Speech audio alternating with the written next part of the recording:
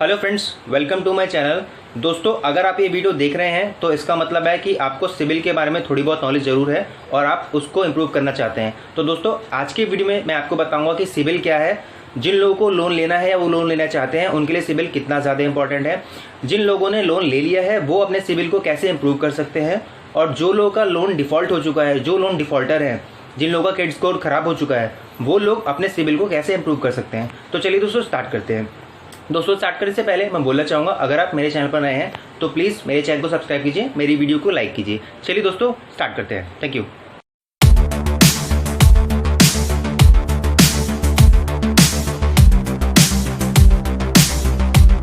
तो दोस्तों, जैसा कि हम सभी लोग जानते हैं कि आज की लाइफ में सभी लोगों को पैसे की ज़रूरत बहुत होती है, लोन की ज़रूरत बहुत ज़्यादा पड़ जाती है। किसी को पढ़ाई के लिए एजुकेशन लोन चाहिए, किसी को क्रेडिट कार्ड चाहिए, किसी को घर लेने के लिए लोन चाहिए, किसी को पर्सनल काम के लिए लोन चाहिए, किसी को एजुकेशन लोन चाहिए, किसी को कंस्ट्रक्शन लोन चाहिए। तो सभी कामों के लिए हमें पैसे की ज़रूरत पड़ती है और इसके लिए हमें लोन लेना पड़ता है। तो दोस्तों, आपके स्क्रीन पर ये 4 नाम शो कर रहे हैं। अगर आपने कभी भी लाइफ में लोन लिया है किसी भी तरह का, तो चाहते हुए और ना चाहते हुए भी ये चारों एजेंसियां ऐसी हैं जो कि आपके लोन ट्रैक को हमेशा रिकॉर्ड करती हैं, आपके रिकॉर्ड को नोटिस करती रहती हैं कि आप पेमेंट किस तरह से कर रहे हैं। तो दोस्तों, अब हम स्टार्ट करते हैं फर्स्ट वन बाय वन कि व्हाट इज सिविल। तो दोस्तों, सिविल एक तरीका है आपका जो ये चारों एजेंसियां आपको नोट करती है। सिंपल भाषा में आपको मैं कहूं तो सिविल के थ्रू बैंक इस बात को जस्टिफाई करता है, इस बात को डिसाइड करता है कि बैंक को आपको लोन देना है या नहीं देना है, और अगर आप लोन लेने लायक हैं या नहीं। अगर आप लोन बैंक आपको दे देता है तो क्या आप उसको टाइम से पे कर पाएंगे या नहीं पे कर पाएंगे। सिविल के थ्रू वो आपके रीपेमेंट की अवेलेबिलिटी को, लिमिट को डिसाइड कर लेता है, देख लेता है। तो दोस्तों, अगर आपने कभी भी लाइफ में किसी भी तरह का लोन नहीं लिया है और आप लोन लेना चाहते हैं, तो उस केस में अगर आपका सिविल स्कोर नील होगा तो आपको नया लोन लेने में, आपको बड़ा लोन लेने में बहुत दिक्कत होगी। सपोज दैट आप 10 से 12 लाख रुपए का लोन लेना चाहते हैं, होम लोन लेना चाहते हैं, या फिर किसी पर्सनल रीज़न की वजह से कोई बड़ा लोन लेना चाहते हैं, बट आपका कभी कोई सिविल स्कोर नहीं बना है क्योंकि आपने कभी किसी तरह का क्रेडिट कार्ड नहीं यूज़ किया है, कोई लोन, छोटा मोटा लोन नहीं लिया है, तो इस केस में आपका बैंक आपको लोन देने से रिजेक्ट कर देगा। यहाँ आपको प्रॉब्लम क्रिएट हो सकती है। तो ऐसे लोगों को, जो लोग बड़ा लोन लेने की प्लानिंग कर रहे हैं, उन लोगों को मैं सजेशन देना चाहूँगा कि वो इसकी शुरुआत ऐसे करें कि पहले एक छोटा सा लोन 10,000 का, 20,000 का, 50,000 का किसी भी इंस्टीट्यूशन से ले सकते हैं। आप एक स्मॉल क्रेडिट कार्ड बनवाइए छोटी लिमिट का, उसके थ्रू आपका सिविल स्कोर बिल्ड होना चालू हो जाएगा। तो ये तो तरीके थे दोस्तों कि आप कैसे अपने सिविल स्कोर को स्टैब्लिश कर सकते हैं। अब हम बात करते हैं दोस्तों कि जिन लोगों के पास ऑलरेडी लोन है, क्रेडिट कार्ड है, और वो लोग अपने सिविल स्कोर को कैसे मजबूत कर सकते हैं। तो दोस्तों, इसके लिए मैं आपको सबसे नंबर 1 टिप देना चाहूँगा कि आपकी जो भी EMI आती है, आपकी जो भी किस्तें हैं बैंक की, क्रेडिट कार्ड की, लोन की, उसको टाइम से पे कीजिए, कभी भी डिले मत कीजिए। सपोज दैट आपकी ड्यू डेट 10th है तो आप कोशिश कीजिए उसको आप 8th को सबमिट कर दें, 9th को सबमिट कर दें, 5th को सबमिट कर दे। इंतज़ार मत कीजिए ड्यू डेट के आने का। जब भी आपके पास पैसा आ जाए, आपके पास पैसा पड़ा हुआ है, ड्यू डेट आपकी आने वाली है, आप उससे पहले जमा कर दीजिए। अगर आप ऐसा करते हैं तो इससे सिविल में, स्कोर में आपकी मजबूती मिलेगी, आपका स्कोर इम्प्रूव होगा, और ये डेफिनेटली होगा। दूसरा ऑप्शन हम लोग लेते हैं।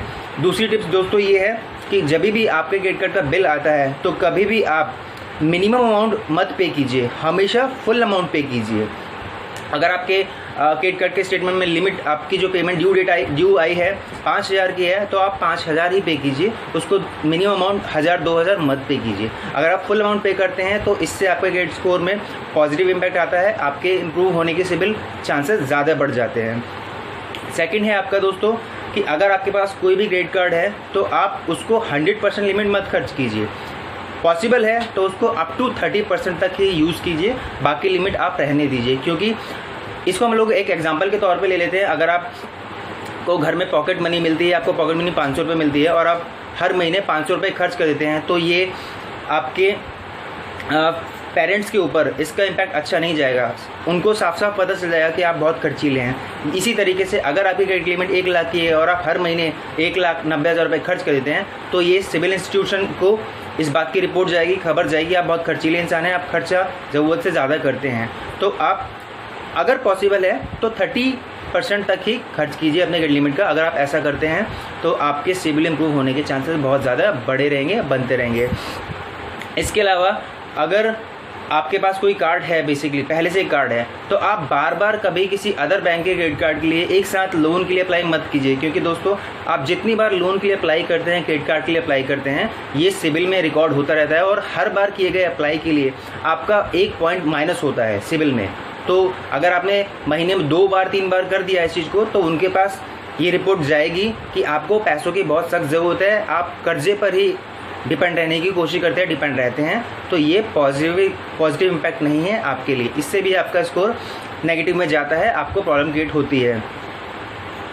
लास्ट ऑप्शन आपके पास ये है कि आपके पास हर महीने सिबिल रिपोर्ट जनरेट होती है आपकी, तो आप हर महीने अपना सिबिल रिपोर्ट चेक करते रहिए कि कोई गलत डिटेल तो नहीं उसमें आ रही है, कोई गलत किसी बैंक ने एंट्री तो नहीं कर दी, किसी ने कुछ आपके साथ फ्रॉड तो नहीं कर दिया है। और अगर ऐसा कुछ हुआ है आपके साथ तो आप उसको सिबिल में सेम टाइम पे रिपोर्ट कीजिए, इससे आपको बहुत ज़्यादा फ़ायदा होगा। कोई गलती है तो वो तुरंत पकड़ में आ जाएगी, तो इसका भी ध्यान रखिए।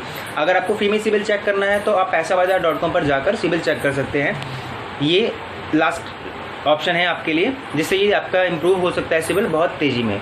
तो ये तो दोस्तों थे वो सारे उपाय जिसके थ्रू आप अगर क्रेडिट कार्ड कोई भी लोन ले रखा है आपने तो आप इम्प्रूव कर सकते हैं। अब हम बात करते हैं दोस्तों कि अगर आपका कार्ड डिफ़ॉल्ट हो गया है, आपने कोई लोन डिफ़ॉल्ट कर दिया है, अब क्योंकि लोन डिफ़ॉल्ट आपने कर दिया है, आपका कार्ड सेट, आपने कोई क्रेडिट कार्ड सेटल करा लिया है, कोई लोन सेटल करा लिया है, तो वो चीज़ तो आपके सिबिल में रिकॉर्ड हो चुकी है, तो नेगेटिविटी तो ऑलरेडी आपके रिकॉर्ड सिबिल में आ चुकी है। बट इस केस में आप कैसे अपने सिबिल को धीरे धीरे करके इम्प्रूव कर सकते हैं, ये जानना आपके लिए बहुत ज़्यादा इम्पॉर्टेंट है।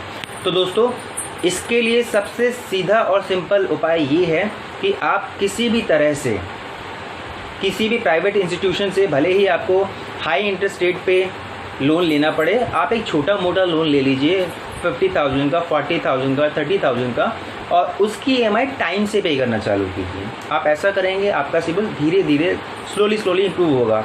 अगर आप ऐसा नहीं कर सकते हैं तो आप एक क्रेडिट कार्ड ले लीजिए। अब दोस्तों आपका ये सवाल होगा कि आप क्रेडिट कार्ड कैसे ले सकते हैं, बिकॉज आपका तो ऑलरेडी डिफ़ॉल्ट हो रखा है।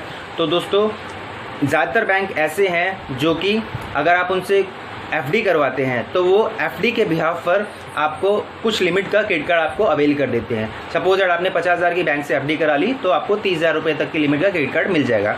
तो ऐसे केस में आप एक FD करा सकते हैं और उसके बिहाफ पर क्रेडिट कार्ड बैंक आपको दे देगा। और दोस्तों उस क्रेडिट कार्ड को आप थोड़ा थोड़ा यूज़ कीजिए, जितना आपको अमूमन यूज़ कर सकते हैं, और उसकी पेमेंट टाइम से कीजिए, टाइम से पहले कीजिए।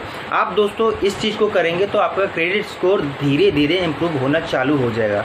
तो दोस्तों ये कुछ तरीके हैं जिनके थ्रू अगर आपने सिबिल ख़राब कर लिया है तो आप ठीक कर सकते हैं। सिबिल ऑलरेडी आपका चल रहा है, आप उसको इम्प्रूव करना चाहते हैं तो आप इन तरीकों के थ्रू इम्प्रूव कर सकते हैं। दोस्तों उम्मीद करता हूँ आपको मेरा आज का वीडियो अच्छा लगा। आपको मेरा वीडियो कैसा लगा आप मुझे कमेंट करके बताइएगा।